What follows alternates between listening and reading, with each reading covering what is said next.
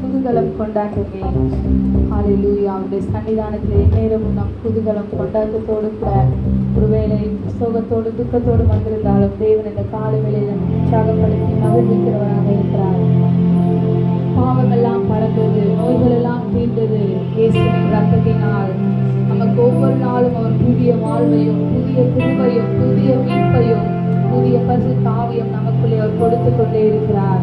ஹல்லேலூயா. தேவாதி தேவன் தினந்தோறும் தங்குகிற தேவ ஆலயம் நாமே என்று பவுல் சொல்கிறது போல இந்த காலை வேளையிலே இந்த கட்டடத்திற்குள்ளாக அல்ல, தேவன் இருதயங்களுக்குள்ளே வாசம் பண்ணுகிறவராக இருக்கிறார்.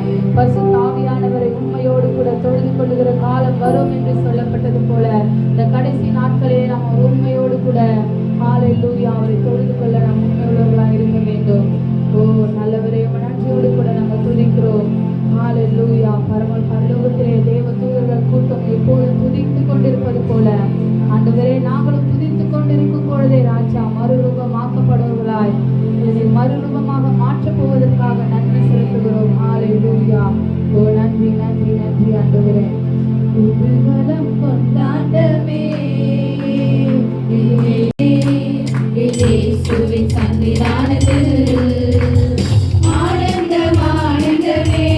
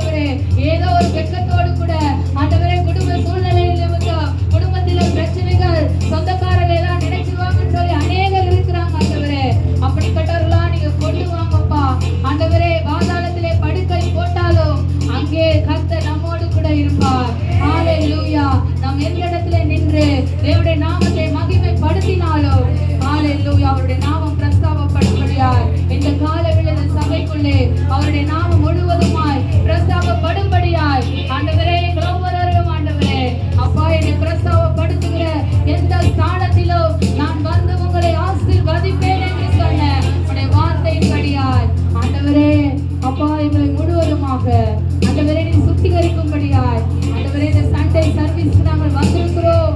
எங்களை முழுவதுமாய் பரிசுத்தப்படுத்தும் ஆண்டவரே.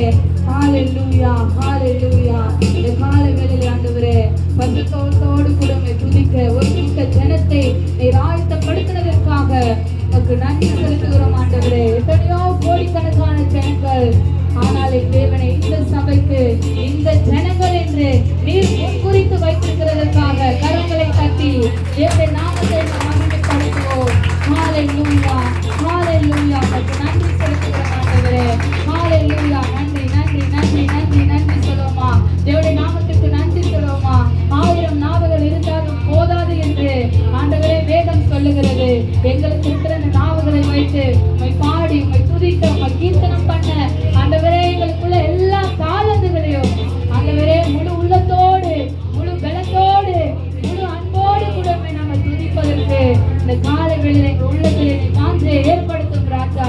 சோர்ந்து போகிறவனுக்கு சத்துவத்தை கொடுக்கிறாங்க ஆண்டவரே. பலவீனருக்கு பலத்தை கொடுக்கும்படியார் இந்த ஆராதனையானது ஒரு அற்புதமான ஒரு அதிசயமான பாடல் பகுதியில் அநேகருக்கு ஆண்டவரே சுகத்தை கொடுக்கும்படியார் பலத்தை கொடுக்கும்படியார் கட்டுகள் அறுக்கும்படியார் தேவனே அப்பா இந்த ஆராதனையானது ஆண்டவரே ஒரு மகிமையுள்ள ஆராதனையாக மாற்ற போவதற்காக ஆண்டவரே உமக்கு நன்றி செலுத்துகிறோம். உமக்கு நன்றி செலுத்துகிறோம் ராஜா. ஹalleluya ஹalleluya ஹalleluya. நன்றி நன்றி நன்றியோடு கூட அவரை துதிப்போமா? நன்றியோடு கூட அவரை துதிப்போமா? ஓ நன்றி ஆண்டவரே. நன்றி நன்றி நன்றி ராஜா. ஹalleluya ஹalleluya. ஓ நன்றியோடு பாடி மகிழ்ந்திருப்போம். கர்த்தர் சமூகத்தில் களி கூறுவோம். கைதட்டி பாடி மகிழ்ந்திருப்போம். கர்த்தர் சமூகத்தில் களி கூறுவோம். பயப்படாதே உன்னை மீட்டுக் கொண்டேன் சொந்தமென்றார். பயப்படாதே உன்னை மீட்டுக் கொண்டேன் எனக்கு நீ சொந்தமென்றார். களி கூறுவோம் கர்த்தர் சொன்ன வாக்கு ரத்தம் சொல்லி மகிழ்வோம். களி கூறுவோம் கவலைகள் மறந்து களி கூறுவோம். 27ஆம் அதிகாரத்தில் 21வது வசனத்தை வாசிக்கிறோம்.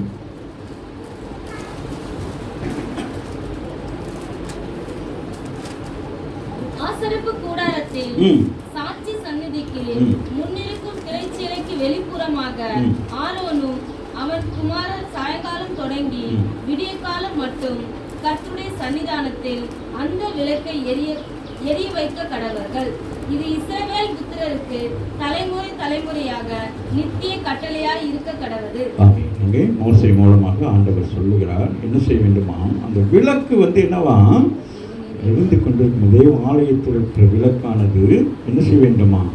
அது எப்பொழுதுமே எரிந்து கொண்டே இருக்க வேண்டுமா? அதுதான் நியமனம். அதுதான் ஆமே. அது ஒரு பழைய ஏற்பாட்டில் சொல்லப்பட்ட எல்லாமே என்னது? ஆமே. அது நிழலாக இருந்தாலும் இது நிஜமாய் உருவாக்குகிறவர் தான் கர்த்தர். இல்லையா? ஸோ அதனால அங்கே சொல்லுகிறார் ஆசரிப்பு கூடாரத்திலே சாட்சி சந்நிதிக்கு முன்னிருக்கும் திரைச்சீலைக்கு வெளிப்புறமாக. ஆமேன். ஆசரிப்பு கூடாரத்தில் 3 பகுதி இருக்கிறது. என்னென்ன பகுதி சொல்லுங்க? வெளிப்பிரகாரம், பரிசுத்தலம், மகா பரிசுத்தலம். இதுக்கு இடையில தான் இவைகள் எல்லாம் காண்றீங்க. மகா இதில் என்னது? பரிசுத்த ஸ்தலத்தில் ஆமீன். அது குறிப்பிட்ட காலங்களில் தான் போய் அங்கே ஆராதனை செய்வார்கள். ஆனால் அங்கே சொல்லுது ஆசரிப்பு கூடாரத்தின் சாட்சி சந்நிதிக்கு முன்னிருக்கும் திரைச்சீலைக்கு வெளிப்புறமாக ஆரோனும் அவன் குமாரரும் சாயங்காலம் தொடங்கி விடிய காலம் மட்டும் கர்த்தருடைய சன்னிதானத்தில் அந்த விளக்கை எரிய வைக்க கடவர்கள். இது இஸ்ரவேல் புத்திரருக்கு தலைமுறை தலைமுறையாக நித்திய கட்டளையாய் இருக்க கடவுள். தலைமுறை தலைமுறையாக மற்றது என்னது? நித்திய கட்டளையாக இருக்கு. ஆமீன். அப்போ அந்நாட்களில் இஸ்ரவேல் தேசத்திலே ஆமே அந்த இதில் என்னது? ஆசரிப்பு கூடாரத்திலே அதை என்ன செய்து கொண்டு வராங்க? 20வது வசனம் சொல்கிறது குத்து விளக்கு எப்பொழுதுமே எரிந்து கொண்டிருக்கணுமா? சொல்லுங்க. குத்து விளக்கு எப்பொழுதுமே எரிந்து கொண்டிருக்க வேண்டுமா? எப்பொழுதும் எரிந்து கொண்டிருக்கும்படி இடித்து பிழிந்த தெளிவான ஒலிவ எண்ணெயை முன்னிடத்தில் கொண்டு வரும்படி இஸ்ரவேல் புத்திரருக்கு கட்டளையிடுவாயாக. அப்ப சொல்றாரு, அவ இந்த நாளைக்கு என்ன செய்ய வேண்டும்? அந்த விளக்கு எரிந்து கொண்டே இருக்கணும். குத்து விளக்கு என்ன செய்ய வேண்டும்? எப்பொழுதுமே பிரகாசமாக அது எரிந்து கொண்டே இருக்க வேண்டும். அதற்குரிய காரியத்தை என்ன செய்ய வேண்டும்? அந்த எண்ணெயை, ஒலிவ எண்ணெயை என்ன செய்யணும்? ஜனங்களிடத்திலே வாங்கி என்ன செய்ய வேண்டும்? அப்போ அவங்க என்ன செய்வாங்க? அந்த ஒலிவ எண்ணெய் கொண்டு வந்து என்ன செய்வாங்க? அங்கே கொண்டு வருவாங்க, ஆசிரியப்பு கூடாரத்தை கொண்டு வந்து கொடுப்பாங்க. அப்போ அவங்க என்னது? ஆசாரியர்கள் இதை என்ன செய்வார்கள்? இதை அவங்க அந்த எண்ணெயை ஊற்றி அந்த இது என்னது? அந்த குத்து விளக்கு என்ன செய்யக்கூடாதான்? அணைந்து போகக்கூடாது. சொல்லுங்க. குத்து விளக்கு ஒரு நாளும் அணைந்து போகக்கூடாது. அது எப்பொழுதும் எப்படி இருக்க வேண்டும்? அது எரிந்து கொண்டே இருக்கணும். அது பிரகாசமாக இருக்க வேண்டும். 1 ராஜாக்கள் 7:49 வாசிங்களேன். சந்நிதி ஸ்தானத்திற்கு முன்பாக வைக்கும் பசும்பொன் விளக்கு தண்டுகள் வலது புறமாக 5ஐயும் இடது புறமாக 5ஐயும் பொன்னான அதின் பூக்களோடு விளக்குகளோடும் கத்திரிகளோடும் கூட உண்டாக்கினான்.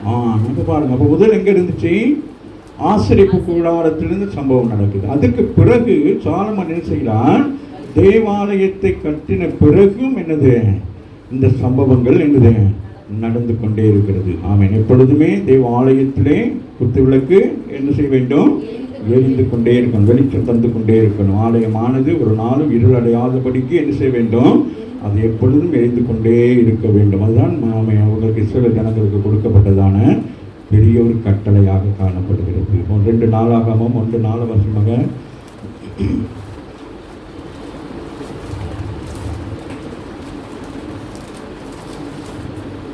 தாவீது தேவனுடைய பெட்டிக்கு எருசலேமிலே கூடாரம் போட்டு ஆயத்தம் பண்ணின ஸ்தலத்திற்கு கிரியாத் யாரீமிலிருந்து அதை கொண்டு வந்தான். கர்த்தரின் தாசனாகிய மோசே வனாந்திரத்திலே பண்ணின தேவனுடைய ஆசரிப்பு கூடாரம் அங்கே இருந்தது. ஆமென். ஆசரிப்பு கூடாரம் மிக முக்கியமானது. அந்த ஆசரிப்பு கூடாரம் ஆண்டவர் சொன்னபடியே அவனுக்கு காட்டினபடினே சொல்லப்படுகிறது. மோசேக்கு ஆண்டவர் செய்கிறார், அதை காட்டினார். இந்த மாதிரி என்ன செய்ய வேண்டும்? இந்த ஆசரிப்பு கூடாரத்தை செய்ய வேண்டும் என்று. அப்ப இந்த ஜனங்கள் வனாந்தரத்திலே போய் கொண்டிருக்கிற பொழுது தேவன் என்ன செய்கிறார்? அவர்களை ஊக்குவிக்கிறார். அவைக்குரிய சபைக்கு வருகிற நீங்களும் நானும் ஊக்குவிக்கப்பட வேண்டும். சும்மா இருக்கக்கூடாது. என்ன செய்ய வேண்டும்? ஏதோ ஒரு காரியத்தை செய்ய வேண்டும். ஆமாவா இல்லையா? அதுதான் ஆண்டவர் விரும்புகிறார். சோம்பேறித்தனமா இருக்கக்கூடாது. கர்த்தருடைய பிள்ளைகள் ஜெபிக்கலாம், எல்லாம் செய்தாலும் நாம் அன்றாட நம்ம என்ன செய்ய வேண்டும்? நம்முடைய வருமானத்துக்காக என்ன செய்ய வேண்டும்? வேலைகள் செய்ய வேண்டும். அதுதான் ஆண்டவர் சில காரியத்தெல்லாம் சொல்லுகிறார். கட்டாயம் என்ன செய்ய வேண்டும்? ஆலயத்துக்கு என்னது? ஒளிவ மர அந்த எண்ணெயை கொண்டு வான்னு சொல்லுகிறாரு, காணிக்கை கொண்டு வான்னு சொல்றாரு, தசமபாத்தை கொண்டு வான்னு. ஏன்னா மனிதன் அப்படியே இருந்துட்டா, சொகுசா இருந்துட்டானா அவன் என்ன செய்ய முடியாது. ஏன்னா ஆண்டவருக்கு என்னது? உங்களை என்ன செய்ய வேண்டும்? ஆசீர்வதிப்பதே பிரியம். சொல்லுங்க. ஆண்டவருக்கு அப்ப எப்படி ஆசீர்வதிப்பார்? நீங்கள் என்ன செய்ய வேண்டும்? நீங்கள் செயல்பட்ட ஆண்டவர் உங்களை ஆசீர்வதிப்பார். அப்ப நீங்கள் செயல்படாது இருந்தால் ஆண்டவர் என்ன செய்ய முடியாது? அவரால் ஆசீர்வதிக்கும். அப்ப நீங்கள் அந்த செயல்பாட்டுக்கு அவரோடு ஒரு உடன்படிக்கை பண்ணுகிறது தான் இந்த காணிக்கை தசம பாகம். புரிகிறதா? அப்ப அவருக்கு கட்டாயம் இதை செலுத்த வேண்டும் என்று சொல்லி அந்நாட்களிலே பிரமாணம் கட்டளைகள் வந்தது. அது பிறகு அது என்னது? மதமாக உருவாக்கப்பட்டு ஜனங்களுக்கு பயத்தை கொண்டு வந்துட்டாங்க. நீ இது செய்யலைன்னா உனக்கு இப்படி வரும், அது செய்யலாம், அப்படியெல்லாம் வரப்போறது அல்ல. உங்களுக்கு என்னது? உங்கள் வாழ்க்கை கட்டப்பட வேண்டும் என்பதுதான் கர்த்தருடைய விருப்பம். ஆமா இல்லையா? அப்ப அது என்னது? பிரமாணம் கட்டளைகளை பிற்பாடு என்ன கொண்டு வந்துட்டாங்க? அது பயங்கரமாய் கொண்டு வந்துட்டாங்க. ஆமே. அதனால்தான் இஸ்ரவேல் ஜனங்களால் என்ன செய்ய முடியல? அது மேற்கொள்ள முடியாம தான் அவங்க வழி விலகி போயிட்டாங்க. இப்போ சபையில நிறைய காரியங்களை உங்களுக்கு கட்டளையாய் கொடுத்தா நீங்க என்ன செய்வீங்க? வழி விலகி போயிடுவீங்க. அம்மா இல்லையா? அப்ப நீங்கள் தான் என்ன செய்ய வேண்டும்? அந்த கட்டளைகளை நிறைவேற்ற வேண்டும். ராமின்னு சொல்லுங்க. இப்போ உங்களுக்கு நான் ஒரு கட்டளை கொடுக்குறேன், நீங்க இந்த மாதிரி ட்ரெஸ் பண்ணிட்டு வரக்கூடாது அப்படின்னு சொல்லிட்டு, அப்ப எனக்காக நீங்க என்ன செய்வீங்க? அதை செய்வீர்கள். அது உங்களுக்கு எப்படி இருக்கும்? அது கஷ்டம். பார்த்தீங்களா? அது கஷ்டமா இருக்கும். என்னடா நாங்கள் வாலிப பிள்ளைங்க, நாங்கள் காதில் தொகை போட்டுருவோம், மூக்கில் தொகை போட்டுருவோம், ஐயோ அப்படி சொல்கிறாங்க.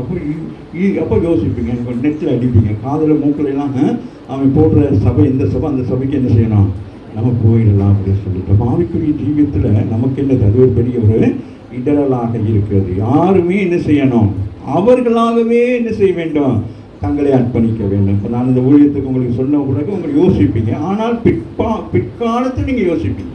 அந்த ஊழியத்தில் நீங்கள் உங்களை கர்த்தர் மகிமையாய் கொண்டு நடத்துகிற பொழுது அப்போ உங்களுக்கு சந்தோஷமாக இருக்கும். அல்லாது போனால் நீங்கள் அந்த இடத்தில் இல்லாமல் வேற ஒருவர் அந்த ஊழியத்தை செய்து அவரை ஆண்டவர் பயன்படுத்துகிற பொழுது நீங்கள் என்ன செய்வீங்க, ஐயோ இந்த இடத்துல நான் இருக்க வேணும், ஆனால் நான் என்ன செய்ய விட்டேன், நான் இல்லாமல் இருந்ததுனால எனக்கு இந்த ஆசீர்வாதம் கிடைக்கல அப்படின்னு சொல்லி. இப்போ ஆண்டவர் நம்மை ஆசீர்வதிக்கிறவராக இருக்கு. ஆகவே ஆண்டவர் திட்டம் கொண்டு விடுகிறார். இஸ்ரவேல் ஜனங்களை நீங்கள் அங்கே அடிமைகளாக இருந்தீர்கள், இப்போ உங்களை என்ன செய்யறேன், பாலும் தேனும் ஓடுகிற ஒரு தேசத்துக்கு கொண்டு போகிறேன். அந்த பாலும் தேனும் ஓடுகிற தேசம் எப்பொழுதுமே இருக்கு, என்னது அப்படியே இருக்காது. நீங்கள் அதற்கு பிறகு என்ன செய்ய வேண்டும், அவர்கள் வனாந்திரத்தை நீங்கள் பார்ப்பீர்கள். ஆனால் வனாந்திரத்தில் போய் கொண்டிருக்கிற பொழுது அவர்களுக்கு என்னது, மன்னா கொடுக்கப்பட்டது. ஆமாவே இல்லையா, அத்தனை தேவைகளும் சந்திக்கப்பட்டது. ஆனால் யோசுவா புத்தகம் நீங்கள் வாசிப்பீர்களானால் அவர்கள் போய் அந்த தேசத்தில் ரீச் ஆகின பிறகு என்ன நடக்குது, முதலாவது மன்னா நின்று போகிறது. ஆமாம் இல்லையா, அதற்கு பிறகு அவங்க என்ன செய்றாங்க, பூமியை பண்படுத்துகிறார்கள். ஆமாம் இல்லையா, அப்போ அதனால தான் ஆண்டவர் சொல்றார், நீங்கள் பூமியை பண்படுத்த வேண்டும். அப்படின்னா அந்த பூமியை பண்படுத்த தான் என்ன உண்டாகும், பூமி என்னவாகும், அந்த நிலம் என்னாகும், பிரயோசனப்படும். அதுபோல ஆவிக்குரிய சபைக்கு வருகிற நீங்கள் பண்படுத்தப்பட்டாதான் நீங்கள் இந்த நிலம் நல்ல நிலமாக இருக்கும். கூடாரம் கவனித்துக் கொள்ளுங்கள், அதுதான் மிக முக்கியம். இங்கே என்னது, முதலாவது ஆசரிப்பு கூடாரம், இரண்டாவது ஆலயத்தை குறித்து பார்க்க. இங்கே தாவீது என்ன செய்கிறார், ஒரு கூடாரத்தை போடுகிறார். ஆயத்தம் பண்ணி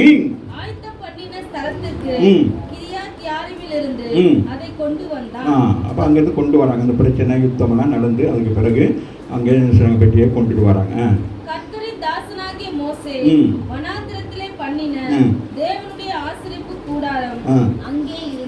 அப்ப அந்த ஆசரிப்பு கூடாரத்தை பாதுகாக்கும்படியாக என்னது, தாவீது என்ன செய்தான், ஒரு கூடாரத்தை போட்டான். சரியா, இந்த கூடாரம் மிக முக்கியமான ஒரு கூடாரம். சரிங்களா, ஆமோஸ் 9:12 எடுத்து வாசிங்க மகள்.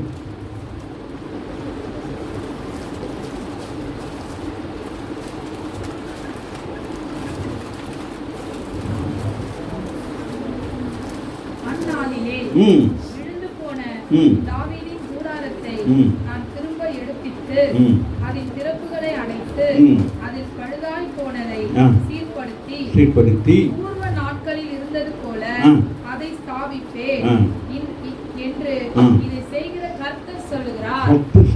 என்ன சொல்லுகிறாராம், தாவீதின் விழுந்து போன கூடாரத்தை நான் திரும்ப என்ன செய்வாராம், எடுத்து கட்ட போகிறாராம். தேவாலயத்தை அல்ல, ஆசரிப்பு கூடாரத்தை அல்ல.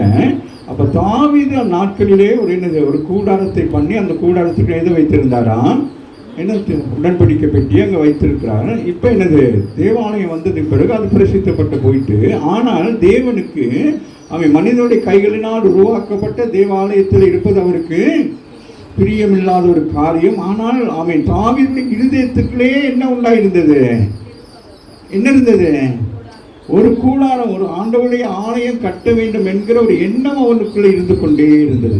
இல்லையா, ஆகவே தான் அவன் ஆண்டவருக்கு அவன் சாலமோன் மூலம் கட்டின அந்த ஆலயத்தை விட இவன் மனதிலே உருவாக்கி இருந்த அந்த ஆலயம் என்னது, ஆண்டவருக்கு அது முகம் என்னது, அது அவருக்கு பிரியமாக காணப்பட்டது. ஆகவே சொல்லுகிறார், வருங்காலத்தை குறித்து தீர்க்கதரிசனம் சொல்லுகிறார். ஆமோஸுடைய தீர்க்க தரிசனம் எப்போ நிறைவேறுகிறது என்று சொல்லி நாங்கள் பார்ப்போம். சரியா, அப்போ ஆண்டவர் என்ன சொல்லுகிறார், இந்த கூடாரம் விழுந்து போய் கிடக்கிற இந்த கூடாரம் என்ன, திரும்ப எடுப்பிக்கப்படும் என்று சொல்லுகிறார். அப்ப தேவாலயமானது எப்படி இருக்க வேண்டும், திரும்ப என்ன செய்ய வேண்டும், எழுப்பப்பட வேண்டும். ஆமாவே இல்லை, அப்ப தேவாலயம் திரும்ப எழுப்பப்பட்டால் அங்கே என்னது, அங்கே என்ன செய்ய வேண்டும், குத்து விளக்கு வைக்க வேண்டும். அப்ப அந்த குத்து விளக்கு வைத்தால் குத்து விளக்கு என்ன செய்ய வேண்டும், அது எரிந்து கொண்டே இருக்க வேண்டும். இதுதான் ஃபேக்ட். இன்னைக்கு நாங்கள் இதை பற்றி தான் பேசிட்டு நாங்கள் முடிக்க போகிறேன். இது ரொம்ப நேரம் உங்கள்கிட்ட கொண்டு போக விரும்பலை. இதில் நம்மை இன்னைக்கு பரிசுத்தப்படுத்திக் கொள்ள போகிறோம். சரியா, அப்போ ஆமோஸ் மூலம் சொல்லுகிற வசனத்தை வாசிக்கிறேன். அந்த நாளிலே, அப்போ ஒரு நாளை குறிப்பிட்டிருக்கிறார். ஒரு நாளிலே என்ன நடக்கும்? மீண்டும் விழுந்து போன தாவீதின் கூடாரத்தை மறைக்கப்பட்ட அந்த என்னது கூடாரம் திரும்பி எடுப்பித்து அதில் திறப்புகளை அடைத்து அதில் பழுதாய் போனதை சீர்படுத்தி பூர்வ நாட்களில் இருந்தது போல அதை ஸ்தாபிப்பேன் என்று இதை செய்கிற கர்த்தர் விழுந்து போன ஆலயத்தை, விழுந்து போன கூடாரத்தை ஆண்டவர் செய்கிறார். என்ன செய்கிறாரா? திருப்பி கட்டுகிறேன் என்று சொல்லி, எப்போ கட்டினாரே எப்போ கட்டப்படுகிறது என்று சொல்லிட்டு அதை பார்க்கலாம். சரியா? அப்போஸ்தலர் 15ஆம் அதிகாரத்தில்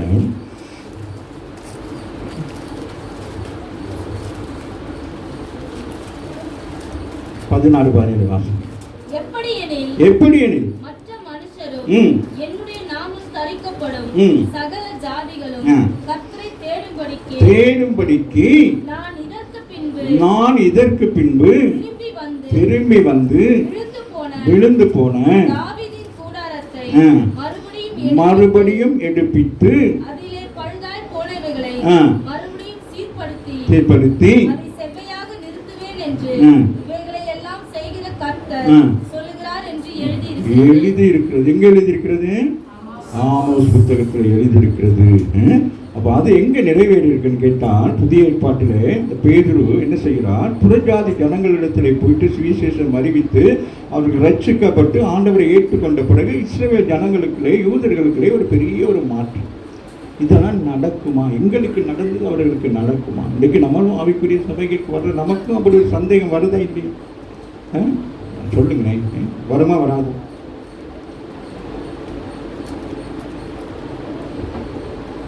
நாங்கள் அந்த காலத்தில் பெரிய சபையில் இருந்தோம். இந்த ஊழியக்காரர் எங்கள் மேல் அபிஷேகம் பண்ணி நாங்கள் அந்த அபிஷேகம் பெற்று இருக்கிறோம். நீங்களாம் எந்த சபைக்கு போனீங்க? அந்த பாஸ்டரா? அவர் உங்களுக்கு அபிஷேகம் பண்ணாரா? உங்களுக்கு அபிஷேகம் இருக்கா? நீங்கள் அனிவாசம் பேசுவீங்களா? அந்த மாதிரிக்கு யாரு? யூத ஜனங்கள் புறஜாதி ஜனங்கள் என்ன செய்கிறாங்க? வெறுக்கிறாங்க. புரிகிறதா? கவனமாக இருக்கணும். ஆவிக்குரிய சபைக்கு வருகிறவங்க நம்ம எல்லாரும் நினைக்க வேண்டும்.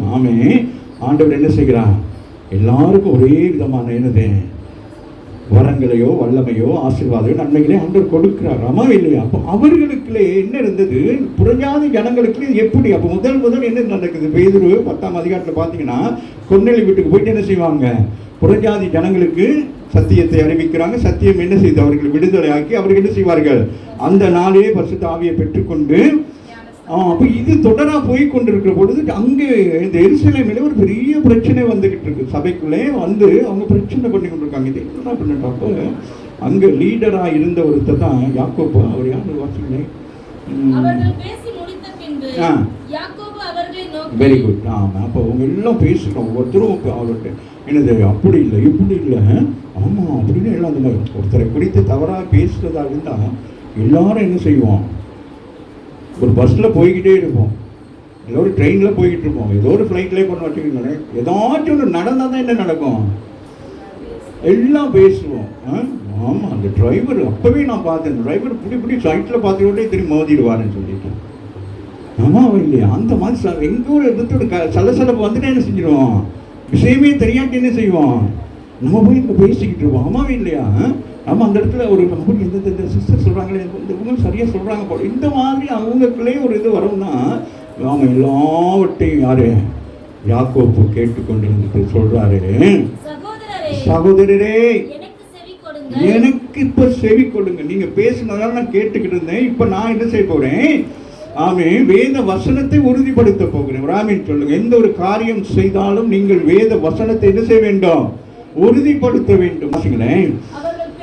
அவர்கள் பேசி முடித்த பின்பு சகோதரரே சண்டை போடாதீங்க, எனக்கு செவி கொடுங்க. சபைக்குள்ள சண்டை வந்து அவங்களுக்கு பாட்டை பாட முடியாது, அவங்களுக்கு எப்படி லீடர்ஷிப் கொடுக்க முடியும்? இவங்களுக்கு வசனமே பேசுறதுக்கு அவங்களை எப்படி அப்படின்னு போட்டுக்கிட்டு மண்ணில் கட்டிட்டு கிடக்கிறது. அந்த மாதிரி இன்னைக்கு மனசுகளெல்லாம் என்ன தூக்கி வீசிருங்க. தேவன் புறஜாதி கரங்களை தட்டி தேவனை மேம்படுத்துங்க.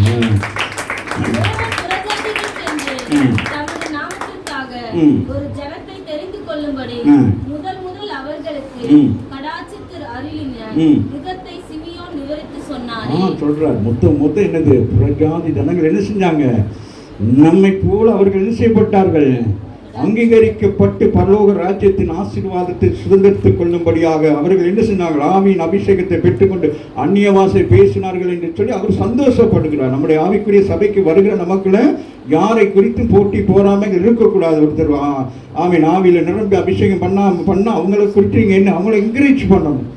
அந்த பிள்ளைகள்லாம் என்கரேஜ் பண்ணணும். அதை நீங்கள் என்ன ட்ரை பண்ணணும். பிள்ளைகளே என்ன செய்யணும், இதெல்லாம் பெற்றுக்கொள்ளுங்கள். உங்களுடைய வாலிப பிராயத்தில் நீங்கள் பாதுகாக்கப்படுவதற்கு உங்களுடைய ஆவிக்குரிய ஜீவியத்தின் சரி உங்களுடைய சரீரத்தின் பொக்கிஷத்தை நீங்கள் பாதுகாத்துக் கொள்வதற்கு உங்களுக்குள்ளே பரிசுத்த ஆவியானவரை நிலைநிறுத்தி கொண்டால் மாத்திரம்தான் இந்த உலகத்தில் நீங்கள் ஜெயம் எடுக்க முடியும். அல்லாது போனால் இந்த பிசாசு மற்ற ஆவி உள்ளுக்கு உட்காந்துக்கணும். அது உள்ளுக்கு உட்காந்துட்டு அது என்ன செய்ய விசில் அடிச்சுக்கிட்டு இருக்கும். அம்மா இல்லையா, அதனால தான் சொல்றேன். அந்த வசனத்தை வாசிங்களே, தேவன் புறஜாதிகளுக்கு என்று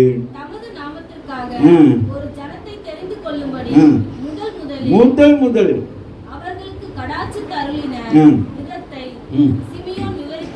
அப்போ அவர் சொன்னதெல்லாம் கேட்டுருக்குன்னு சந்தோஷமா இருந்துச்சு. ஆமாம், அது மனுஷனுடைய சுபாவ குணங்கள் தான். நான் யோசித்து பார்ப்பேன், உலகத்தில் யாருக்குமே இல்லாத மிருகங்கள் பறவைகள் எல்லாருக்கும் இல்லாத ஒரு கெட்ட சுபாவம் நமக்கு மட்டும்தான் இருக்குது. அது எந்த மிருகங்களெல்லாம் ஒப்பிடவே முடியாது. பசித்தாதான் மிருகங்கள் ஒரு மிருகத்தை என்ன செய்யணும், சாப்பிடுவோம். ஆமாம் இல்லையா, நம்ம அப்படி இல்லை. பசிக்காட்டும் பக்கத்தில் பீங்கான போயிட்டு என்ன செஞ்சோம், எடுத்து தின்றுவோம். ஆமாம் இல்லையா, வாசிங்க. அப்ப சொல்லுகிறார், இவைகள் எல்லாம் சாதாரண. இப்ப இவர்கள் மாமிசத்திலே பேசிக் கொண்டிருக்கிறார்கள். அன்பான பிள்ளைகளே, அப்ப நான் ஆவியின் அபிஷேகத்தை பெற்றிருந்தாதான் நாங்கள் ஆவிக்குரிய நிலையிலே யோசிக்க முடியும். இவ்வளவு நேரம் அவர்கள் என்ன செய்தார்கள், யூதர்களாகி அவர்கள் என்ன செஞ்சாங்க, அந்நிய பாஷை பேசினவர்கள் தான். ஆமீன், சபைக்கு போறவங்க எல்லாம். ஆனால் அவங்களுக்குள்ள மற்றவர்களுக்கு இந்த சம்பவம் நடக்கிற பொழுது அவர்களுக்குள்ளே ஒரு பெரிய ஒரு கலக்கம் உண்டாய். எங்களுக்கு பிறகுதான் வந்தாங்க, உங்களுக்கு இப்படியெல்லாம் நடக்கு, இதெல்லாம் நடக்குமா, அப்படிதான் நடக்குமா, அந்த சிஸ்டர் கெபிச்சா பேய் ஓடுமா, அதுவே பேய் மாதிரிக்கும், அது கெபிச்சு ஓடுதா தெரியுதா? அந்த மாதிரி ஜனங்களுக்குள்ள இன்னைக்கு இருக்கு. அதெல்லாம் உடைக்கணும் ஆவிக்குரிய சபைகளுக்கு. சும்மா ஆசீர்வாதம் சொன்னா சரி வர, உடைச்சாதான் கட்டப்பட முடியும். ஆமின்னு ஆமாம், உரிச்சி எடுக்கணும். ஆமாம் இல்லையா, ஆமாம். அந்த ஆட்டை என்ன செய்வார்கள், உரித்து அப்படி எடுப்பாங்க. எடுத்ததுக்கு பிறகு நாடு மீண்டும் அது என்னது செயல்படும். ஆமாம் இல்லை, அது மாதிரி நமக்கு இருக்கிறது என்ன செய்யணும். ஏன்னா அது அப்படியே அந்த செம்மறி ஆடுகளுக்கு என்ன இருக்கும், அது மேலாக என்ன இருக்கும், முடி இருக்கும். அது அந்த குறிப்பிட்ட நேரத்தில் அதை எடுக்க விட்டால் அது என்ன ஆகிரும், அதுக்குள்ள என்னது நோய் வந்துடும். அதுக்குள்ள நமக்கெல்லாம் வருது, நமக்குள்ள உங்களுக்கெல்லாம் வருது பேன். அது என்ன செய்யும், இப்போ நம்ம பரவாயில்ல, பையன் என்ன செய்வோம், எந்த இடத்துல பேன் கிடைச்சா என்ன செய்வோம், அப்படியே செய்யணுமா இல்லையா. அது எந்த இடமா ஏர்போர்ட்டாக இருந்தாலும் பரவாயில்ல, ஏன்னா அது ஒன்றும் பண்ண முடியாது. இல்லாட்டி சிவத்தில் போய் சரி இப்படி செய்யணும். ஆமா இல்லையா, வாசிக்க மாட்டேன். எப்படியெனில்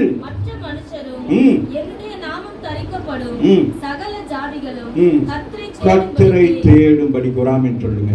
ஆமீன். அப்ப தாவீதின் கூடாரம் எப்படி இருந்தது என்று கேட்டால், ஆமாம், இந்த பிரமாணம் கட்டளைகள் படியாக செய்யப்பட்டது போல் அல்லாதபடி இது வித்தியாசமாய் காணப்பட்டது. இக்காலங்களிலே இருக்கிற ஆவிக்குரிய சபைக்கு ஒப்பனையாக என்ன இருந்தது, தாவீதுடைய கூடாரம் இருந்தது. கூடாரத்தில் என்ன இல்லைன்னு கேட்டால் திரைச்சீலை இல்லை. சரியா, அப்ப திரைச்சீலை போட்டு இருக்கிற வரைக்கும் யூதர்களுக்குள்ளே ஒரு மேட்டிமை இருந்தது. நாங்கள் தான் ஆசாரியர்கள், நாங்கள் தான் என்ன செய்ய வேண்டும், மகா பரிசுத்த ஸ்தலத்துக்களை போயிட்டு என்ன செய்ய வேண்டும், பணிவிடைகள் செய்ய வேண்டும், ஆராதனை செய்ய வேண்டும் என்று சொல்லி ஆண்டவராக இயேசு கிறிஸ்துவுடைய சிலுவை மரணத்தின் வேளையிலே மேலிருந்து திரைச்சீலை 2ஆக கிழிக்கப்பட்டது. ஆமீனா.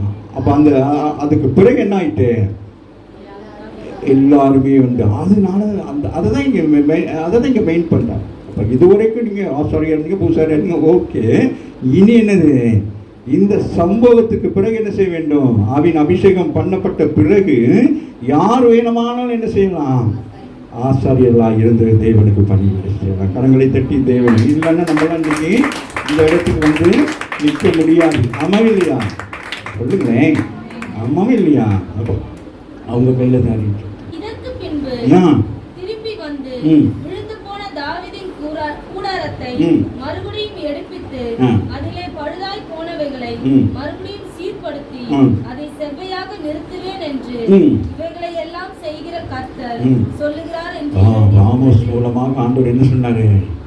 சொல்லி இருக்கிறாரு. அது நிறைவேறும். உடாமின் நீங்க என்னதான் பேசினாலும் என்னது, நீங்க என்னதான் பேசினாலும் என்னது, அவருடைய வார்த்தை தான் நிறைவேறும். வசனம் நிறைவேறுமா நிறைவேறாதான்? அப்ப அவருடைய வசனம் தான் நிறைவேறும், அவருடைய வார்த்தை தான். அதான் சொல்றாரு, அதற்கு தீர்க்க சொல்லிய வாக்கியங்கள் ஒத்து இருக்கிறது. அப்ப பாக்குறாரு, இவங்க பேசிக்கொண்டிருக்க நிறைவே தெரியுது, இவங்க என்னது நல்ல ஆவி அபிஷேகத்துல தான் இருந்தாங்க. கொஞ்சம் முன்னாலதான் ஆவி அபிஷேகத்துல ஆறுதல் நடத்தினாங்க. இன்னும் சின்ன பிரச்சனை வந்து ஒரே சண்டை. அம்மாவே இல்லையா? எனக்கு அந்த எல்லா இடங்களையும் நடக்குது. அதனால ரொம்ப கவனமாக இருக்கணும். சண்டைனா வெளி சண்டை இருக்கு, உள் சண்டை இருக்கு. இப்படி ஒரு பார்வை பார்த்தாலே போதும், அது அவ்வளோ பெரிய சண்டை நடக்கும். போதும் அந்த சண்டை மௌனமான சண்டை அப்படின்னு அது உட்காந்துருச்சு. நான் உட்கார இடத்துல உட்காந்துருச்சு. இப்போ எனக்கு தெரியவே மாட்டேங்குது.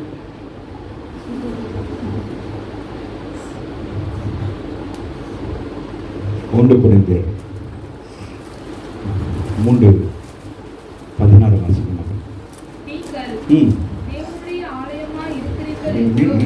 அப்படி வாசிக்கணும், நல்லதான் இருக்கணும்.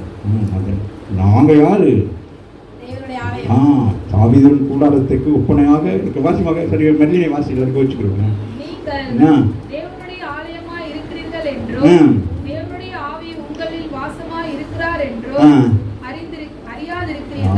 கொரிந்தியர் ஜனங்களுக்கு சொல்லுகிறாரு, நீங்க யாரா? இப்ப நமக்கு தெரியுதா? ஆசரிப்பு கூடாரத்துல என்ன இருக்கிறது? விளக்கு இருக்கிறது. ஆசரிப்பு கூடாரத்துக்கு விளக்கு என்ன செய்ய வேண்டும்? எப்பொழுதும் எழுதி கொண்டிருக்கிறது. என்னது? எழுதி கொண்டிருக்க வேண்டும். இப்ப நீங்க என்ன ஆயிட்டீங்க? ஆசாரி கூடாரத்துக்கு ஒப்பனையாகவும், சாலமோன் தேவாலயத்துக்கு ஆலயத்துக்கு ஒப்பனையாகவும், தாவீதுடைய கூடாரத்துக்கு ஒப்பனையாகவும் இருக்கிறீங்க. இப்ப உங்ககிட்ட என்ன இருக்கு? உடன்படிக்கை பெட்டி. நல்லா கவனித்துக் கொள்ளுங்கள். வேத சத்தியம் உங்கள்கிட்ட இருக்கா இல்லையா? அதான் உடன்படிக்கை பெட்டி. பழைய ஏற்பாட்டின்படி உடன்படிக்கை பெட்டினா அது பெட்டி. ஆனால் இன்றைக்கு நீங்க தேவன் ஆலயமா இருந்தா உங்கள் இருதயம் எதற்கு ஒப்பனையாக இருக்கிறது? உடன்படிக்கை பெட்டி. அப்போ உடன்படிக்கை பெட்டி இருந்தா என்ன செய்யணும்? உடன்படிக்கை பெட்டி இருந்தா என்ன செய்யணும்? விளக்கு எரியுது மாத்திரம். உடன்படிக்கை பெட்டி இருந்தா என்ன செய்யணும்? அதுல என்ன இருக்கு? மன்னாவும் தேவனுடைய வார்த்தை, மன்னாவும் கற்பலை. அப்ப என்ன செய்யணும்? கீழ்ப்படிய வேண்டும். ஆமா இல்லையா? அப்ப நான் உங்களுக்கு சொல்ல முடியாது, இதை செய்யுங்க அதை செய்யுங்க. நீங்களாகவே என்ன செய்யணும்? இப்போ உங்கள்கிட்ட உடன்படிக்கை பெற்றிருக்கேன்னா நான் என்ன செய்ய முடியாது. அதை கொடுத்து எப்படி புத்தகத்தில் ஒரு வசனம் இருக்கு, இருந்தா இடத்துக்கு பிறகு வாசிக்கலாம். இப்போதைக்கு நம்ம இதை போகலாம். சரியா? வாசிங்க மக.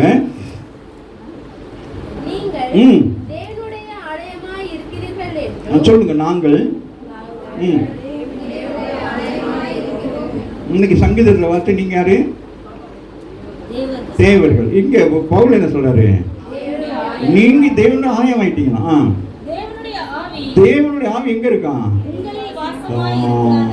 எப்படி இருக்கு பாருங்க. அப்ப மனிதர்களால் கட்டப்படுகிற ஆலயத்திலே அவர் வாசம் பண்ண மாட்டார். உருவாக்கின ஆலயத்துக்கு ஒப்பனையாக உங்களுக்குள்ளே அவர் வாசம் பண்ணுகிறவராக. எவ்வளவு பெரிய ரகசியம். கை மட்டும் இருந்திருந்தா இப்ப சப்பாத்தி தட்டுங்க, ரொட்டி தட்டுங்க, தேவன் அன்னைக்கு மோசை மூலமாக ஒரு காரியத்தை என்ன செய்கிறாரு? திட்டமிடுகிறார். அம்மா இல்லையா? இன்றைய காலகட்டத்தில் இருக்கிற புறஜாதி ஜனங்களாகி நீங்களும் நானும் அவரை ஏற்றுக்கொள்வதற்காக அவர் எவ்வளவு பெரிய ஒரு காரியங்களை பிளானிங்ல போய்கிட்டு இருக்காரு. அம்மா இல்லையா? இதெல்லாம் தெரியாம நம்ம எப்படி இருக்கிறோம்? வெந்து வேகாம இருக்கிறோம். அம்மா இல்லையா? பாருங்களேன், நீங்கள்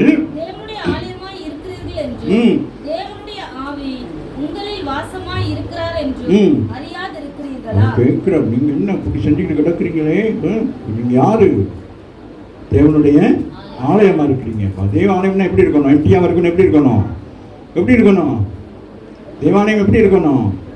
தேவ ஆவியானவரால் நிரப்பப்பட்டிருக்கணும். அப்ப தேவ ஆவியான உங்களுக்குள்ள இருந்து என்ன நடக்கும்? நீங்கள் ஆவியோடு உண்மையோடும் ஆண்டவனை தொழுது கொள்வீர்கள். ஆமா இல்லையா? அடுத்து என்ன சொல்லுது? ஒருவன் தேவனுடைய ஆலயத்துக்கு எடுத்தால் வேற யாரும் அல்ல, அவனை தேவனே என்ன செய்ய. இந்த திருவிழந்துக்குள்ள வந்திருக்கிறோம் நம்ம. இது அவ்வளவு மேன்மையானது. இந்த சரீரமானது ஒன்றுக்குமே இல்லாதது தானே நம்ம என்னது. ஒரு காலத்தில் அப்படி தானே இருந்தோம். ஆனால் இன்றைக்கு நம்ம எப்படி இருக்கிறோமா, தேவனுடைய ஆலயமாக இருக்கிறோம். அதில் தேவ ஆவியான என்ன செய்கிறாராம், வாசம் பண்ணுகிறவராக இருக்கிறோம். இப்போ தெரியுதா ஞானஸ்தானம்னா என்ன ஞானஸ்தானம் எடுத்த பரலோகத்து போனோம், வந்துடுறது திருவிருந்தினோன்னு மட்டும் வாடுறது, மற்ற நாட்டில் வர்றதுல திருவிருந்து கொண்டு தலையை நீட்டுறது, நாக்கை நீட்டுறது. போங்க, சுத்திகரிக்கப்பட வேண்டும். எச்சரிக்கிறேன், சபைக்கு வருகிற பிள்ளைகள் ரொம்ப கவனமாக இருக்கிறோம். கெடுத்தா கெடுப்பேன்னு சொல்கிறாங்க. நீங்கள் தேவாலயத்தை கெடுத்தா என்னது? ஆமாம், இப்போ நீங்கள் இந்த சபைக்கு வராதது என்னது? தேவனை துச்சமாக நினைக்கிறது போல இருக்கு. இது பெரிதல்ல. மகள் காலையில் வருஷம் பண்ணையிலே சொன்னான், இது அல்ல, நீங்கள் தான் என்ன வரீங்க, யூ ஆர் த டெம்பிள். ஆமாவே இல்லையா? உங்களுக்குள்ள யார் இருக்குது? பரிசுத்த ஆவியானவர் இருக்கிறார். அதனால அதை என்ன செய்ய வேண்டும்? அதை பாதுகாக்க வேண்டும். ஆமாவே இல்லையா? இப்போ பாருங்க, எங்கேருந்து எங்கே வர்றாரு பாருங்களேன். முதல் ஆண்டவர் என்னது? எல்லாவற்றையும் உண்டாக்கி மனுஷனை எப்படி உண்டாக்குகிறான்? தன் சாயலாகவே உண்டாக்குகிறான். ஆமா இல்லையா? அதனுடைய பொருள் என்ன என்று சொல்லி இப்ப நமக்கு விளங்குது. ஆமாவே இல்லையா? ஏன் அப்படின்னா, அவர் எப்படி இருக்கார்? அவர் தேவனாகவும் இருக்கிறார், அவர் தேவாலயமாகவும் இருக்கிறார். ஆமாவே இல்லையா? அப்ப மனுஷனை உண்டாக்குற நேரத்துல நீ மனுஷனாக மாத்திரம் அல்ல, நீ தேவனாக இருந்தால் மாத்திரம் போதாது, நீ தேவனுடைய ஆலயத்துக்கு நீ எப்படி இருக்கணும்? ஒப்பனையாக இருக்க வேண்டும் என்று சொல்லி அதே 6:15 என்ன சொல்லுமா? உங்கள் சரீரங்கள் கிறிஸ்துவின் அவயங்கள் என்று அறியீர்களா? இந்த சரீரம் என்னவா? உங்க கை, காலு, உங்களுடைய சரீரத்தில் எல்லா அவயமும் எப்படியா? உங்களை பார்த்தால் ஆமே. உங்களை பார்த்து என்ன சொல்லணும்? என்ன சொல்லணும்?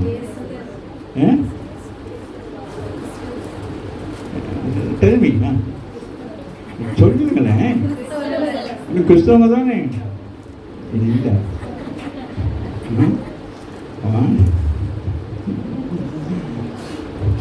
வாசிக்குமா? உங்கள் சொல்லுங்க.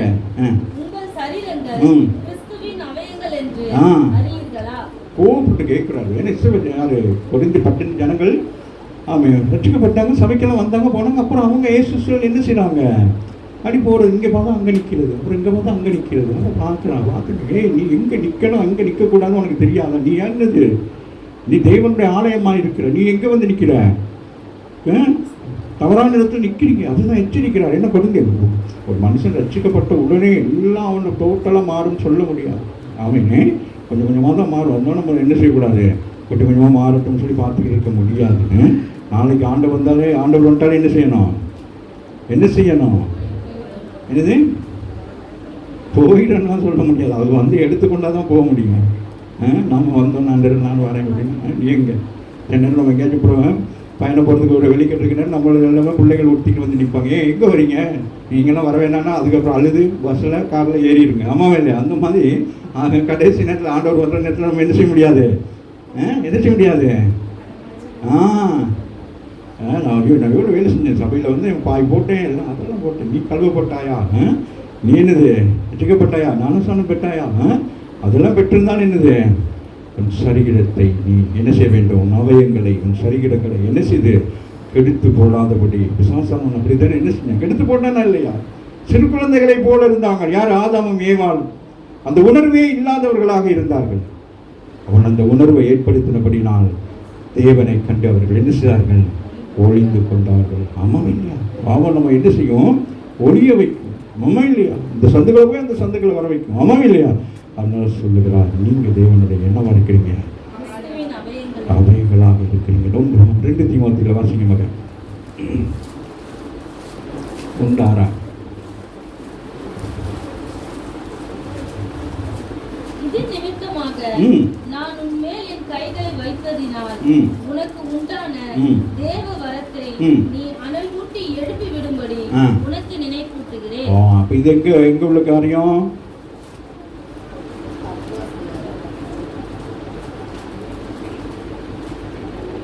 யாத்திராகமும் 27-22 வாசித்தோமே. என்னது?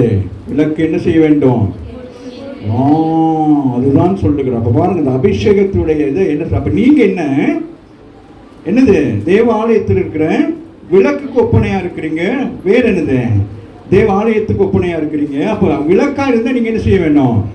எரிந்து கொண்டிருக்க வேண்டும். ஆகவே தான் இங்க சொல்லுகிறார், இது நிமித்தமாக நான் உன்மேல் என் கைகளை வைத்ததினால் உனக்கு உண்டான அப்போ கைகளை வைத்தோன்னு என்ன ஆயிட்டு சொல்லுங்களேன்? அபிஷேகம். சிலருக்கு அபிஷேகம் தானாய் பெற்றுக் கொள்வார்கள், சிலருக்கு என்னது கைகளை வைப்பார்கள். ஆமே, நம் நாட்களிலே சிலருக்கு கைகளை வைக்கிற பொழுது என்னது அதுக்காக பிடிச்சி தள்ளி விட்டுருது. அபிஷேகம் அபிஷேகம் அபிஷேகம் ஆமாம் இல்லையா? ஆமாம். அப்போ கைகளை வைச்சோன்னா என்னது அந்த அபிஷேகத்தை என்னது அது சில இடங்களை வாசிட்டிங்கன்னா அந்த மோசையும் ஆண்டவர் பேசுகிற பொழுது ஆண்டவர் சொல்லுவார் மோசை இடத்துல, மோசை கேட்பார், எனக்கு பிறகு எப்படி ஆண்டவரே இந்த இஸ்ரவேல் ஜனங்களை நடத்தி கொண்டு போகுது அப்படின்னு சொல்லிட்டு. அப்போ ஆண்டவர் நல்லா கவனித்துக் கொள்ளுங்க. அவர் சொல்வார், மோசை உன்னிடத்தில் இருக்கிற என்னது இந்த தாளந்தை அந்த அபிஷேகத்தை என்னது நீ யோசுவாவுக்கு கொஞ்சம் கொடு அப்படின்னு சொல்வார். ஒரு ஆமீன் சொல்லுங்க. எப்படி பாருங்க, அப்போ நம்ம கிட்ட தான் இருக்கு எல்லாம், நம்ம தான் கொடுக்கணும் மற்றவங்களுக்கு. உன் மேலே கைகள் வைத்து நீ பெற்றுக்கொண்ட அபிஷேகத்தை நீ மற்றவங்க மேலே கை வச்சு அபிஷேகம் பெறணும். ஆனால் அப்படி இல்லை, இப்பயும் ஓடுறது. யாராச்சும் ஒருத்தர் கூட்டம் நடத்தி அபிஷேகம் அங்கே போய் துள்ளிக்கிட்டு கிடக்கிறது, வெளிப்படுத்துறது. எனக்கு அபிஷேகம் இருக்கு, எனக்கு அந்நிய பாஷை இருக்குன்னு சொல்லி அதெல்லாம் இப்போ ஒடுங்கி வீட்டுக்குள்ளே இரு. அதை கொண்டு போய் நீ அங்கே பப்ளிசிட்டி பண்ணாத. ஏன்னா அது பரிசுத்தம், உன்னுடைய சரீரம் பரிசுத்தம் தேவனுக்கு இயேசுக்கு ஒப்பனையாக இருக்குது. நம்மளாம் எப்படி குதிச்சா இயேசு என்ன செஞ்சிருக்கணும் அவர் பெற்ற அபிஷேகத்துக்கு? சொல்லுங்க. துள்ளி குதிச்சு அம்மாவும் இல்லையா? ஒரு அனுபவம். துள்ளி குதிப்பது தவறில்லை. நான் அடிக்கடி சொல்லியிருக்கேன், அபிஷேகம் நமக்கு முதல் வருகிற பொழுது நம்ம போயிட்டு ஒரு என்னது அது என்னமா அந்த குத்தாலத்தில் குளிக்க போகிற மாதிரி. சரியா? அதுக்காக நீங்கள் நினைக்கக்கூடாது என்னடா உபதேசம் வேற மாதிரி போகுதுன்னு. வீட்டிலே வச்சுக்கொள்ளுங்களேன். மழை காலத்தில் என்ன செய்வீங்க? தண்ணியை என்ன செய்வீங்க அப்படின்னுவீங்க. அப்புறம் சோப்புடம் போட்டு அப்படின்னுவீங்க. அதுக்கு பிறகு என்னது நம்முடைய குளிர் போயிடும். அதுக்கு பிறகு என்னது அல்லையா? என்ன பாட்டு பாடுறீங்கன்னு எனக்கா தெரியும். நாங்களாம் சினிமா பாட்டையே தான் பாடணும். அதனால தான் நான் சொன்னேன், எனக்கு நீங்கள் பாட்டு பழகாதீங்க, சிஸ்டர்கிட்ட பழகுங்கன்னு சொல்லிட்டு. நான் எப்படி பாடுவேன்னு எனக்கே தெரியாது. நான் பாடுற நேரமே வேறு விதமான ராகங்கள் போகும், அது வேறு விஷயம். சரியா? அப்போ என்னது, அப்போ அது ஒரு முதல் அனுபவம் தானே. இதே நீங்கள் ஒவ்வொரு முறையும் தொட்டு நம்ம என்ன இருக்கும், அதை நீங்கள் என்ன செய்ய வேண்டும்? பெற்றுக்கொண்ட பொக்கிஷமாகிய அந்த அபிஷேகத்தை என்ன செய்ய வேண்டும்? அது அனல் மூட்டணும் என்று சொன்ன என்னது மற்றவர்களுக்காக அல்ல. அப்படின்னு என்னது, இப்போ நீங்கள் இங்கே வர்றீங்களே, புரியுதா? இப்போ நீங்கள் இங்கே வர்ற நேரம் எப்படி வாரீங்க? அந்த அபிஷேகத்தை என்னது அனல் மூட்ட வேண்டும். காலையில் எழுப்பி அனல் மூட்டணும். என்னது என் பிள்ளைகள் அந்த விரவை கொஞ்சம் பற்ற வைக்கணும் போயிட்டு அதுக்குள்ளே நிற்கிறது இல்லை, இல்லாட்டி கேஸ் பற்ற வச்சுட்டு அது மேலே நிற்கிறது இல்லை. நீங்கள் இங்கே வரணுங்கிற நேரமே ஆவியானவர் என்ன ஆக்கிடுவாரு? உங்களை அனல் ஆக்கிடுவார். உங்களுக்கு பாடுகிற, துதிக்கிற, கை தட்டுகிற பலன் எல்லாம் கொடுத்து விடும். அப்போ இங்கே வந்து நீங்கள் சும்மா இருந்தீங்கன்னா அப்போ அது என்னது அனலும் இல்லாமல் குளிரும் இல்லாமல் இருந்தால் அப்போ நீங்கள் வர நேரம் என்ன ஆகிடணும்? அப்போ இங்கே ஒரு இங்கே நெருப்புகள் நின்று என்ன செய்யுங்க? ஆராதிச்சுக்கிட்டு இருக்குங்க. ஆமாவே இல்லையா? ஹலோ? அப்போ இவங்க ஒழுங்குற நீங்கள் என்ன செய்யணும்? இப்போ இங்கே எரிஞ்சிக்கிட்டு இருக்கு இந்த பிள்ளைங்க. நான் சொல்கிறேன், ஏன்னா இப்போ இங்கே என்னது அக்கினி எரிஞ்சிக்கிட்டு இருக்கு. ஆமாவே இல்லையா? அப்போ நீங்கள் என்ன செய்யணும்? அதுக்குள்ள வந்து எரிய ஆரம்பிக்க வேண்டும். ராமின்னு சொல்லுங்க. அதை விட்டு திரி இல்லாதவங்க மாதிரி உட்காந்துக்கிட்டு காத்துக்கு அணைஞ்சு போச்சு. அப்படியா? நீங்க பெற்றுக்கொண்ட ஆவியின் அபிஷேகம் அப்படியா? சொல்லுங்க, வாசிங்களே, முடிச்சுட்டேன். சொல்லுங்கள், நான் உன்மேல் கைகளை வைத்த பொழுது உனக்கு உண்டானது உருவாக்கப்பட்டது. உனக்குள்ளே ஒரு டச், ஒரு ஆவின் சொல்லுங்க, ஒரு எலக்ட்ரிக்கல் மாதிரிக்கு என்னது ஒரு ஆவின் அபிஷேகம் பண்ணப்பட்டவர்களுடைய கை உங்கள் மேல் படுகிற பொழுது உங்களுக்குள்ளே என்ன உண்டாகணும்? அந்த அபிஷேகம் என்ன உண்டாகணும்? தூண்டி எழுப்பப்பட வேண்டும். நெருப்பத்தில் பற்ற வச்சோன்னா என்ன செய்யணும்? அது எரியணும். அப்படியே உட்காந்துக்கிட்டு தலையை போட்டு ஆட்டிக்கிட்டு இருக்கக்கூடாது. ஆமா இல்லையா?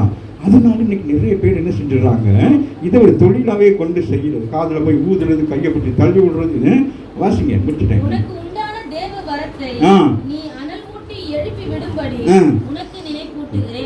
நினைப்பூட்டுகிறேன் சொல்றாங்க. பாருங்க, யாரு இந்த காலையில் கர்த்தர்களோடு பேசுகிறார். அப்ப தீமோத்தேயு என்ன செய்கிறாரு? அந்த அதை என்னது அது வாலிப பையன் தானே, கொஞ்சம் கைலாசம் இருந்தாலும் ஜெபிக்காமல் ஆரம்பிக்கலாம். நம்ம தான் இல்லை, நம்ம தான் ஒர்ஷிப் பண்ணுறோமே, போனோன்னு மைக்க பிடிச்சோன்னா அழுகையான்னு பாடிடலான்னு சொல்லிட்டு அப்படி இல்லை. நீங்கள் இந்த இடத்துல வந்து பாடுவதற்கு உங்களை முதலாவது ஆயத்த பண்ணி கொண்டு வர வேண்டும். பாடலாம், அதாம நீங்கள் பாடலாம். ஆனால் நீங்கள் ஆமென் உங்கள் அபிஷேகத்தை அனல் மூட்டின பிறகு நீங்கள் அல்ல, உங்களுக்கு இருக்கிற பரிசுத்த ஆவியானவர் என்ன செய்வான், உங்களோடு இடைப்படுகிற பொழுது அற்புதங்கள் அடையாளங்கள் நடக்கும். ஆமென் சொல்லுங்க. அதுதான் தாவீதுக்குள்ளிருந்து அபிஷேகம் என்ன நடந்தது, அவன் அந்த வீணை எடுத்து வாசிக்கிற பொழுது அது என்னது, சித்தாரை எடுத்து வாசிக்க என்ன நடந்துச்சு, சவுலுக்குள் இருந்த என்ன செய்யுது. நம்ம அதுக்கு தான் துதி ஆராதனை, அதுதான் மிக முக்கியமான. அதனால தான் துதி ஆராதனாலே பயமா இருக்கும், அவனுக்கு யோசிப்பான் இருக்கும், என்னடா செய்யுது இப்படி வந்து இந்த பிள்ளைகள்லாம் பாடிட்டு கிடக்கிறார்களே, பரலோகத்தில் தேவன் உட்காந்து இப்படி ரசிச்சு பார்த்துக்கிட்டே இருப்பார். அவன் பார்ப்பான், நம்மளை பார்க்கவே மாட்டேங்கிறாரு. நம்ம தானே அவருக்கு முன்னால் என்ன செஞ்சுக்கிட்டோம், ஆராதனை பண்ணிக்கிட்டு, நம்மளை கண்டுக்கிறவே மாட்டேங்கிறாரு. நம்ம இல்லையா, அழைக்கிற பொழுது நீங்கள் வரணும், அல்லது நீங்கள் அதுக்கு பிறகு நீங்கள் என்ன செய்யப்படுவீர்கள்.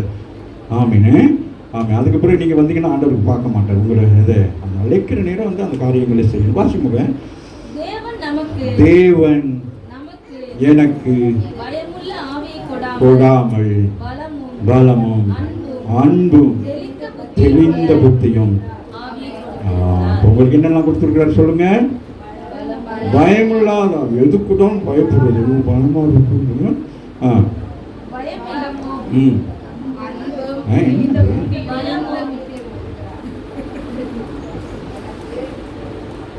தேவன் எனக்கு பயமுள்ள ஆவியை கொடாமல். அவர் என்னது, பயமுள்ள ஆவி யார் கொடுக்கிறது, அவர். இந்த பிரபஞ்சத்தின் தேவன் சொல்லக்கூடிய பொல்லாத பிசாசானவன் உங்களுக்கு என்ன கொடுப்பான், உனக்கு செய்யக்கூடாது தெரியுமா அப்படிங்க. அம்மா இல்லையா, பலம். நீங்க யாரு, பராக்கிரமசாலிகள். சொல்லுங்க, நாங்கள் பராக்கிரமசாலிகள். அன்பு அது மிக முக்கியம் இருக்கவங்க எல்லாருக்கிட்டையும். ஆண்டவர் என்ன கொடுக்குறாரு, அபிஷேகத்துக்குள்ள முக்கியமானது என்னது, மற்றவர்கள் பிறரை நேசிக்க வேண்டும். ஆமாம் இல்லையா, பெருமை வரக்கூடாது. அன்பு இருந்தால் மற்ற அவ்வளவு என்ன ஆயிடும், அவ்வளோ ஆப்பாயிரும். ஆமாம் இல்லையா, அன்பு இல்லாட்டி தான் மற்றது வரும், போகாமல் வரும், போட்டி வரும், அது வரும், இது வரும், எல்லாம் வந்து சுற்றி உட்காந்துக்கிறோம். இந்த அன்பு எல்லாத்தையும் தனிச்சு விட்டுரும். ஆமாம் இல்லையா.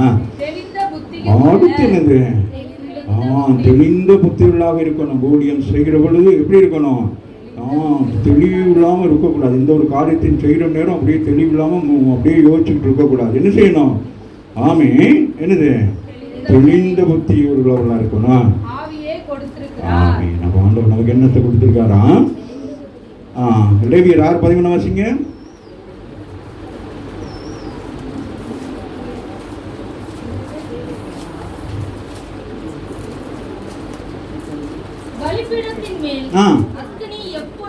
எப்பொழுதும் உங்களுக்கு எப்படி இருக்கணும், எப்பொழுதும் எப்படி இருக்கணும், கர்த்தருக்கு பிள்ளைகிட்ட எப்பயும் எப்படி இருக்கணும். கொஞ்சம் குறைஞ்சிட்டா என்ன நடக்கும், அது வந்து உட்காந்துக்குவான். விதவிதன்னு இருக்கு, நல்லா இருக்கு சிஸ்டர், ஊட்டியில் இருக்க மாதிரி இருக்கு சிஸ்டர் அப்படின்னா. நீங்கள் எப்படி இருக்கணும், எப்பயுமே சென்னை மாதிரி இருக்கணும், எப்பயும் ஒட்டா இருக்கணும். என்னதான் மழை பெஞ்சாலும் ஒட்டா இருக்கா இல்லையா, சொல்லுங்களேன். அந்த மாதிரி நீங்கள் எப்படி இருக்கணும், கொடைக்கானலாக போயிடக்கூடாது, வேற என்னது ஊட்டியாக இருக்கக்கூடாது. அம்மாவில் எப்போ எப்படி இருக்கணும், அனலாக இருக்கணும். வாசிங்க. எப்பொழுதும் ஒரு பொழுதும் எப்படி இருக்கணும், எப்பொழுதும் எப்படி இருக்கணும். ஆமாம், அதுக்குன்னு போயிட்டு இன்னைக்கு இப்போ அபிஷேகம் கூட்டத்துக்கு போயிட்டு அபிஷேகம் பண்ணிட்டு வந்தோம். ஐயோ அன்னைக்கு போன ஒரு கூட்டத்துக்கு அபிஷேகம் அப்படின்னா அதெல்லாம் என்னது, ஒரு இமேஜ் தான் நமக்கு.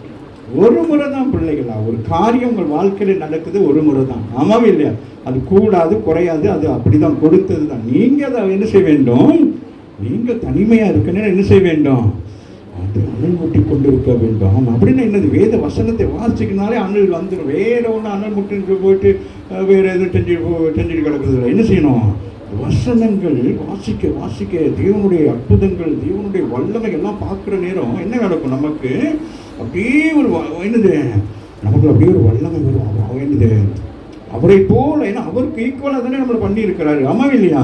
அப்போ அந்த பரிசுத்த ஆவியானவர் என்ன செய்வார், நமக்குள்ளே ஒரு அக்கினிமயமாக இருக்கும். அந்த நேரத்தில் தான், அதுதான் நான் சொன்னேன், அந்த நேரத்தில் தான் நீங்கள் பிதாவாகிய தேவனோடு பேசுவதற்கு உங்கள் வாய் அந்நிய வாசினால் திறக்கப்படும். அந்த அபிஷேகத்தின் நிறைவு தான் என்னது? வாய் பேசுன்னு சொன்னா என்னது? அந்நிய வாசியில் அவரோடு கூட பேசுவதற்கு. அப்போ அவருக்கும் உங்களுக்கும் இருக்கிற அந்த ரகசியங்களை சத்துருவானவன் அவனால் என்ன செய்ய முடியாது? பிசாசானவனால் அறிந்து கொள்ள முடியாது. ஆகவே நீங்கள் வேதங்களை வாசிக்கிற ஆவியில நிரம்பி வாசிக்கிற போது அநேக காரியங்களை கர்த்தர் உங்களுக்கு வெளிப்படுத்துகிறவராக இருக்கிறார். ஆமென். வாசிப்போம். வெளிப்படுத்துதல் 21:22 வாசி முடிப்போம். அதிலே தேவ ஆலயத்தை நான் காணவில்லை. பரலோகத்தில் சொல்றார், தேவ ஆலயத்தை நான் போய் பார்த்தேன், அங்க என்னது காணவில்லை. யார்? யோவான் எழுதுகிறார். சர்வ வல்லமையுள்ள தேவனாய கர்த்தரும் ஆட்டுக்குட்டியானோருமாகிய. இப்ப புரியுதா? நீங்க யாரு சொல்லுங்க? நீங்க யாரு? அவர் யாரு? ஈக்குவல். நீங்க ஆலயம்னா அவர் என்னது? நீங்கள் மனுஷரா இருந்தா அவரும் மனுஷத்தில் மனுஷரா இருக்க. தெரியுதா? பாருங்க. அப்ப பாருங்க, உங்களை எங்கிருந்து எங்க கொண்டு வர்றாரு. அப்ப இது எவ்வளவு பெரிய பிளானிங். எங்கிருந்து? அங்கிருந்து ஆதியாகமம் பழைய ஏற்பாட்டில் இருந்து ஒன்றை உருவாக்கி தாயுடைய கற்பத்திலே ஒரு பிள்ளை. ஆமேன். ஒவ்வொரு பகுதியாக முதல் என்ன உருவாகும்? அந்த ஹார்ட். அது உருவாக்கி அதுக்கு பிறகு அப்படியே ஒவ்வொரு அவைகள் என்ன செய்யும்? அதுபோல உருவாகி உருவாகி உருவாகி கடைசியில் தான் என்னது? அந்த பிள்ளை முழுமை அடையும். இப்ப இங்க நாங்கள் பார்க்கிறோம், அதிலே தேவாலயத்தை நான் காணவில்லை. சர்வ வல்லமையுள்ள தேவனாகிய கர்த்தரும் ஆட்டுக்குட்டியானவருமாகிய அவரே அதற்குள் ஆலயமாக இருக்கிறார். கரங்களை தட்டி தேவன் நீங்களே என்ன ஆண்டு பாப்ப இந்த ஆவிக்குரிய தீங்கத்தை குறித்து நாங்கள் என்னது மெத்தனமாக இருக்கக்கூடாது. நாங்கள் என்ன செய்யக்கூடாது? ஆமாம், நமக்குள்ள இருக்கிற ஆவின் அபிஷேகத்தை குறித்து என்ன செய்யக்கூடாது? மெத்தனமாக இருக்கக்கூடாது. ஆமாம், இன்னொருத்தர் ஆவினை நிரப்பியிருக்கிறாங்க அப்படின்னா நம்ம அப்படி இருக்கோம். நம்ம என்ன செய்ய வேண்டும்? அனல் மூட்டிக்கொண்டே இருக்க வேண்டும். ஆமாம் இல்லையா? ஆகவே ஆமே நாங்கள் யாத்திராமத்தை சொன்னது போல எப்படி இருக்கணும்? குத்து விளக்கு எப்படி இருக்கணும்? அதுபோல நீங்கள் எப்படி இருக்கணும்? நீங்கள் பெற்றுக்கொண்ட அபிஷேகத்தை நீங்கள் வந்து ஆமாம். இப்போ ஞானஸ்தானம் பெறுகிற பொழுது சில பேர் என்ன செஞ்சுருப்பீங்க? அந்த அனுபவம் இருக்காது. அபிஷேகங்கிற அனுபவம் வந்து அது வரணும். அது திடீரென்று தான் வரும். யாருக்கு வரும், எப்படி வரும்னு தெரியாது. அப்படின்றது மாதிரி உங்கள் எல்லாருக்குள்ளேயும் எல்லாம் இருக்குது. நாம் 7 மினிட் தேவைப்படும்.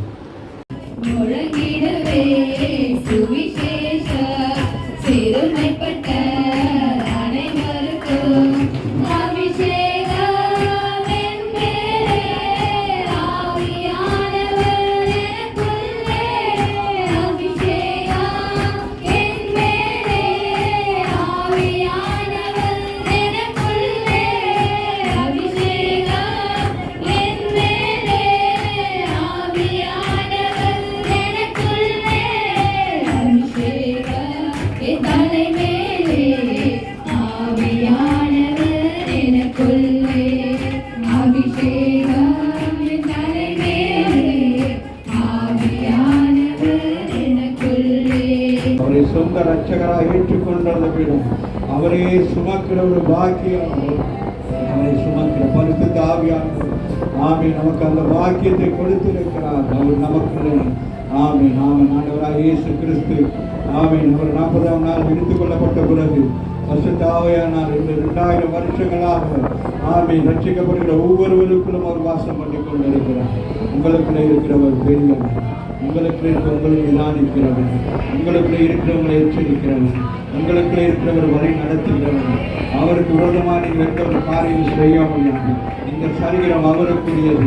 நீ தேவனுடைய ஆலயமாக இருக்கிறான். ஆகவே இந்த ஆலயம் பரிசுத்தமாக இருக்க வேண்டும். அந்த ஆலயத்தில் எப்பொழுதும் விளக்கு எரிந்து கொண்டே இருக்க வேண்டும். உன்னைய கைகளை வைத்த பொழுது நீ பெற்றுக்கொண்ட ஆவின் அபிஷேகத்தை அனல் மூட்டுபடியாக ஆமென் நல்ல வாய்களை திறந்து நல்ல உற்சாகமாக யார் வெறுமையாக இருக்கக்கூடாது. ஒருத்தர் வெறுமையாக இருக்கக்கூடாது. அங்கேயும் பார்க்கக்கூடாது.